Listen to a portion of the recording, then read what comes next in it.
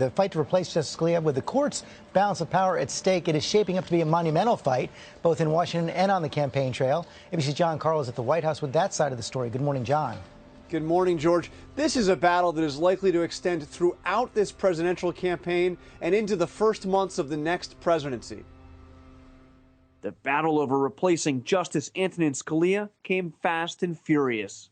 Less than an hour after the Supreme Court announced Scalia's death on Saturday, Senate Majority Leader Mitch McConnell declared the vacancy should not be filled until we have a new president. Senator Marco Rubio told George the Senate shouldn't even start the process, no matter who President Obama nominates. In the last year, within the last few months of the president's term, we should not be appointing Supreme Court justices. Now, the president could go ahead and nominate whoever he wants. The Senate shouldn't move forward on it until after the election. President Obama, who called Scalia a brilliant legal mind, made clear he would move forward anyway. I plan to fulfill my constitutional responsibilities to nominate a successor in due time. Republicans in Congress are vowing to run out the clock until Obama leaves the White House.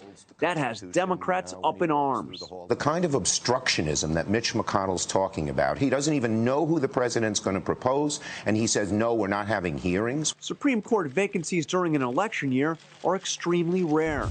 And while it's still early, the short list of potential Obama nominees is already forming. It includes Merrick Garland, Chief Judge of the D.C. Circuit Court of Appeals. He's a moderate who has won praise from Republicans. Circuit Court Judge Jane Kelly, who has won praise from fellow Iowan Chuck Grassley, who just so happens to be the Republican chairman of the Senate Judiciary Committee.